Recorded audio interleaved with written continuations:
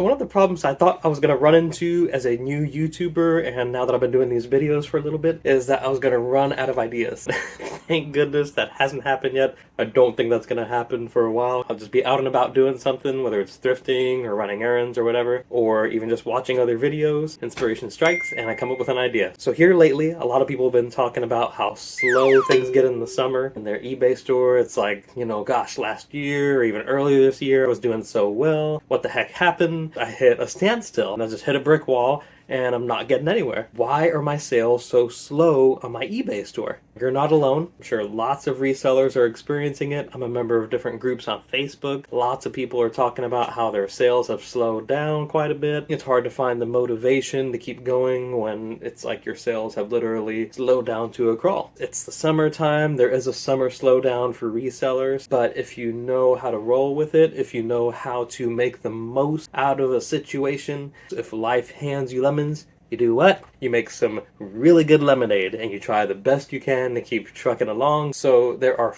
4 things that I highly recommend you do if you haven't started doing them already, because it'll definitely help out your business and kind of get you through this slow season until the fall when people start buying things for the holidays and online shopping picks back up. The very first thing I would recommend checking, your listing quality. So checking everything with your listings, going back to the basics. First and foremost, your title. Is the title made up of keywords that are actually going to attract buyers to what you are trying to sell? Always start with the brand name first. If you're selling a pair of Nike tennis shoes, it should be Nike, and then whatever the type of tennis shoe is, and then a very brief description with relevant keywords. If I'm selling a white pair of Air Force Ones, it should be Nike Air Force Ones, low top, white, and then whatever other descriptors. They always have a model number inside the tongue or even on the inside of the side of the shoe.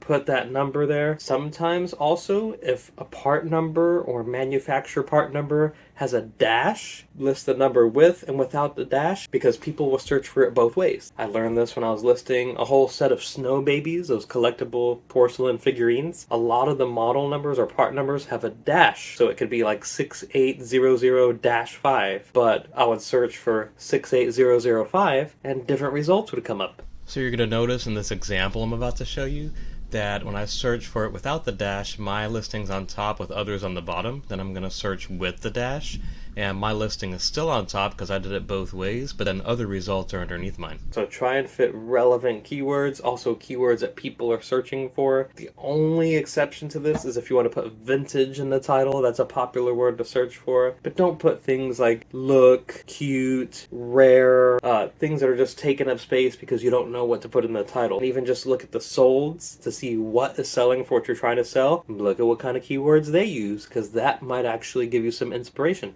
Number 2, you definitely want to take a look at promoting your listings. Actually helps. However, there is a caveat to that. eBay is going to recommend some crazy high promotional percentages, like 11%, 15%. I would never recommend going that high. I honestly go 3% straight across the board. I have not really personally noticed a benefit going much higher than that. Anywhere between 2.5% and 3% is perfectly acceptable, but I do recommend, especially if you're selling a high competition item where there are lots of other people selling, then promoting your listings is a good way to get them noticed and actually get them sold. If you're selling maybe a more rare item where there aren't that many other people selling, might test it without promoting it first, but in most cases I promote all mine, so I highly recommend that. Number 3 on my list, actually sell what people are buying. I know this should be a no-brainer. If it's summertime, maybe consider selling summer things. Baseball mitts, towels, sunglasses, flip-flops, beach towels, things that people are actually buying during the summer season. Baseball bats, golf clubs, things that people actually are looking for because they're hot,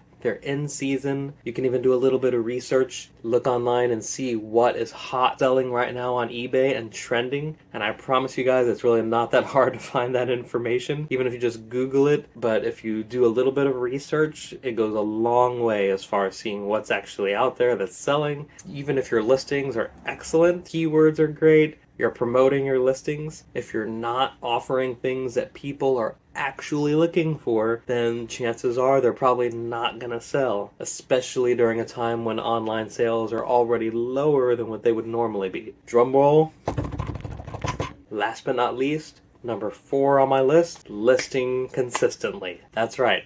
I've preached this till I'm blue in the face. You've heard other resellers say it. The naysayers out there are just going to be like, oh yeah, whatever. They just say that because they don't really know. eBay has glitches. There's problems with the algorithm. Sales have slowed down. They're not showing my listings. Here's the deal, guys. If you put in the effort and you do your part, I guarantee you eBay will do their part. Just like you, they're in it to make money. The biggest global marketplace in the world makes money when you make money. So why wouldn't they want you to be successful? They're going to push the listings that people are promoting. They're going to push the sellers that are consistently listing, that are driving traffic and getting things sold. They're going to highlight the listings that are good quality that people are actually finding. So I promise you, if you do these 4 things that I just mentioned, then you will see an improvement in your sales, especially that last one, consistently listing. If you want to build up your draft bank, 20, 30, 40, 50 listings, then just push 10 of those each day. Or if you want to schedule your listings, for me personally, I've tried both. I actually prefer scheduling the listings just because in my personal experience in the past, I've had kind of not so great issues come up when I've tried to save drafts where they either got deleted or things were missing from them. So I actually had to start all over, upload my pictures, recreate my listings. I was not happy about that, but you can go in and create your listings and then just schedule them for a later day. But either way, as long as each day you're consistently showing listings uploaded and published, eBay is going to see that consistent activity. You'll get more results. You're also going to get more sales because you're pushing more items out there for people to see, for people to buy. So it's always definitely a good thing. If you talk to any reseller that does this full time, they're going to tell you the same thing. If you list daily, list consistently, you're always going to see better results. So listing quality, promote those listings, sell things that people are actually buying, and list consistently. Those are just my thoughts for today.